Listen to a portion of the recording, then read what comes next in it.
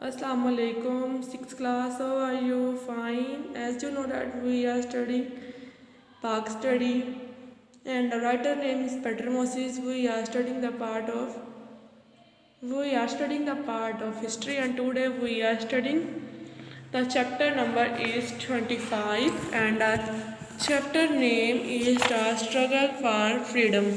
First part हम इसका कल पढ़ चुके थे। आज हमने इसका सेकंड पार्ट पढ़ना है, जिसमें हमने पढ़ना है कि 1857 की जंग कैसे हुई और उसके क्या क्या काजेस थे। हम स्टार्ट करते हैं पढ़ना। पेज नंबर है हमारा 114। द वार फॉर इंडिपेंडेंस 1857, यानी कि 1857 की जंग आज़ादी। By the end of the first quarter of 19th century, the British was the richest and the more powerful nation in the world.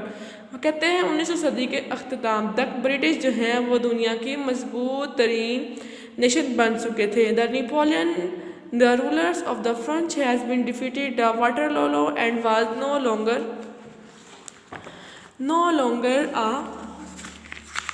Uh threat. कहते हैं उन्होंने जो है जो इनका फ्रांस का एक लीडर था नेपोलियन, उसने जो है वाटरलू को डिफीट कर दिया था। कहते हैं इसलिए उनको कोई परेशानी नहीं थी। The Britain's navy dominated the sea, industrial revolutions in full swing, the stream power factories boring goods and all kind of the selling words. कहते हैं उन्होंने हर चीज़ पर डोमिनेशन कर ली थी, सी में हो, इंडस्ट्रीज में हो, गुड्स में, कहते हैं हर जगह पर वो डोमिनेट हो चुके थे। The British believes that she could specially in India when British try to impose western way in everything. British persuaded the India to adopt their dress, language, styles of education and even their culture। कहते हैं उन्होंने हिंदुओं को इस बात पर जो है मजबूर किया कि वो ब्रिटिश लैंग्वेज, ड्रेस, कल्चर और सिस्टम ऑफ एजुकेशन को अडॉप्ट करें।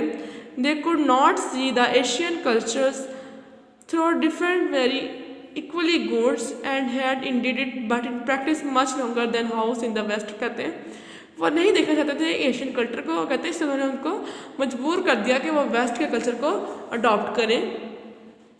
द ब्रिटिश और others favourite replace the Indian nobles. कहते हैं उन्होंने जो है ब्रिटिश और अदर जो फेवरेट थे उन्होंने इंडियन नोबल्स को भी रिप्लेस कर दिया।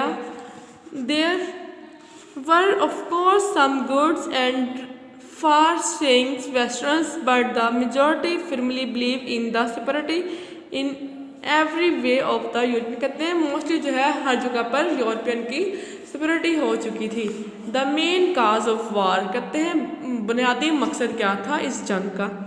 All of these injustice Simon among the people specially those of army which were rarely one place या पीपल। कहते हैं बहुत सी नाइंसाफियाँ स्पेशली जो कि आर्मी में रहने वाले लोगों के साथ हो रही थी, ठीक है, वो इसकी बेसिक जो थी वो वजह थी। From different areas and different background come together. कहते हैं जो डिफरेंट एरियाज से और डिफरेंट बैकग्राउंड से इकट्ठे हुए थे। The explosive mixture was set off by what seem to the British to be small issues that they just not idea to important it was to the Indian people. The new rifles issues to them army bullet which was made to be greased before firing. वो कहते सबसे बड़ा issue जो था वो rifles में use होने वाली बुलेट थी जिनको ग्रीस किया जाता था फायरिंग करने से पहले। There was no grease then as we know it made from petroleum oil only fat animal. कहते हैं उस वक्त कोई ग्रीस नहीं थी जो कि पेट्रोलियम या ऑयल से बने, वो एनिमल फैट से ग्रीस बनती थी। दिस कुड कम फ्राम कॉ स्केयर्स फॉर हिंदू और पिग अनक्लीन फॉर मुस्लिम्स। अब देखिए ये कॉ और पिग से बन रही है। कॉ जो है वो हिंदू मज़हब में मना थी और पिग मुसलमानों के मज़हब में मना था। As the greased bullets has to be held in the mouth, the spoils was outgraded। कहते हैं जब उनको इन बुलेट्स को मुंह में रखने का कहा गया तो उन्होंने खिलाफ बगावत स्टार्ट कर दी। In May 1857, some of the spoils and Indian non-commissioned officials at Morat refused to use the bullets and were put in chains in the army prisoners। कहते हैं जब 1857 में मई के महीने में बहुत से सिपाहियों और इंडियन और जो नॉन कमिश्नर्स ऑफिसर्स थे, ठीक है, मुराद उन्होंने जो है मना कर दिया कि वो इन बुलेट्स को यूज़ नहीं करेंगे, तो उनको आर्मी प्रिजनर्स में डाल दिया गया। Immediately they commanders shoot the British officer and release the prisoners. कहते हैं जल्द ही जो है उन्होंने कमांडर्स को शूट कर दिया, ठीक है, और वो जंग यानी कि जेल से बाहर आ गए।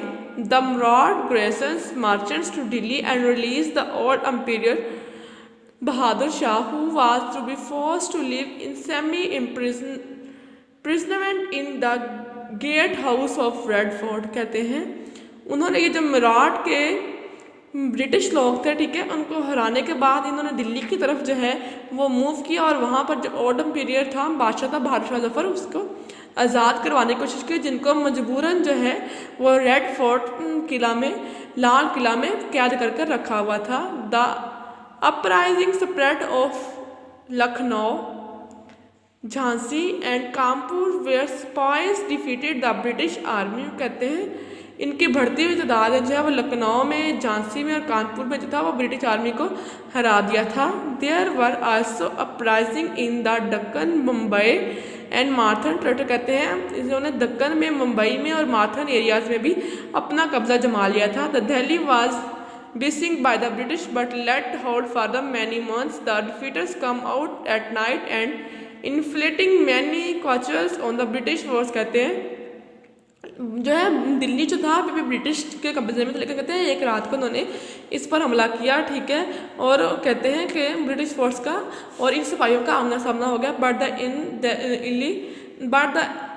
In the end the Delhi surrendered. कहते हैं लेकिन आखिरकार जो है वो दिल्ली को सरेंडर कर दिया गया। There was tribal authorities on the both side. कहते हैं यहाँ पर दोनों साइडों पर जिरगा सिस्टम में रहने वाले लोग थे। After the capture of Delhi there was unbelievers 3-day killing, looting and destruction of the city by the British. कहते हैं जब जो है वो सरेंडर कर दिया गया दिल्ली को, तो कहते हैं यहाँ पर जो है वो 3 दिन लगातार जो है वो कत्लो गारत होती रही, ठीक है, एक दूसरे को लूटना शुरू कर दिया गया और पूरी सिटी को ब्रिटिश की तरफ से तबाह कर दिया गया। 9 of the old imperial sons were caught। उनका कहते हैं जो है 9 पुराने बादशाहों के बेटों को पकड़ लिया गया और उन्हें कत्ल कर दिया गया। Their heads turn to the old king on the tray. कहते हैं और उनके सर ट्रे में रखकर उन बादशाहों के सामने पेश किया था। 100 of the Indians who was take part in the uprising। कहते हैं हज़ारों जो इंडियंस जिन्होंने इसमें हिस्सा लिया था। Exhausted in the most tribal way. कहते हैं उनको बुरी तरह से कत्ल कर दिया गया था। 100 of the European women and children were also killed because there was no strong leader to control the Indians। कहते हैं जो है तकरीबन अगर देखा जाए तो हज़ारों सौ की तादाद में यूरोपियन बच्चों और औरतों को भी कत्ल कर दिया गया क्योंकि एक स्ट्रॉन्ग लीडरशिप नहीं थी। Although there were outbursts of the fighting against the British is some of the parts of the continent throughout 1858 the war of independence was over in that। कहते हैं सारे मामला को देखने के बाद 1858 में जो है इंडिपेंडेंस की जंग खत्म हुई। Reason for the failure of war. कहते हैं इस जंग को हारने में कौन सी वजूहत थी उसके बारे में पढ़ते हैं।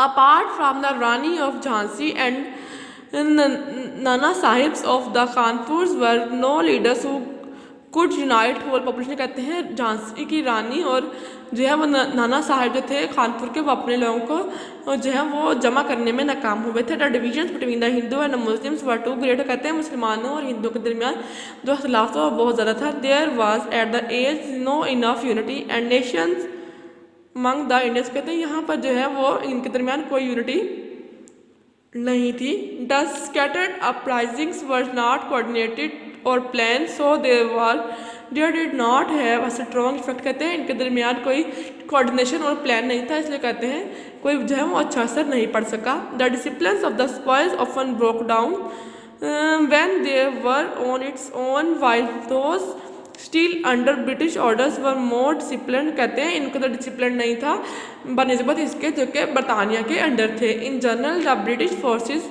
Out number the spoils by 6-1 were therefore able to win. कहते हैं अगर देखा जाए तो ब्रिटिश की फोर्स जो थी वो 6 थी और ये एक का मुकाबला करना में बहुत मुश्किल था, लेकिन वो फिर भी जीत गए। The loyalty of Punjab, Bengal, Madras and Bombay garrisons of the British was very important factor. कहते हैं पंजाब की, बंगाल और मदारस और बम्बई के जो है वो लॉयल होना बहुत ज़रूरी फैक्टर था। If every one of them had join the spoils the result would be very different. कहते हैं कि ये सारे अपने सिपाहियों को जोड़ने में कामयाब होते हैं तो रिजल्ट इससे कदर मुख्तलिफ होता। As it was most of the soldiers were better prepared and more secure than they had ever before। कहते हैं यहाँ पर ऐसा कभी भी ऐसा नहीं हो पाया था। They were no ready to exchange this far and uncertain future। कहते हैं कोई भी इसको नाकाबिले यकीन फ्यूचर के लिए एक्सचेंज करने के लिए राजी नहीं था। Although the spoils were defeated in the battle, they had won a much more important victory। The British government has made to realize its faults and did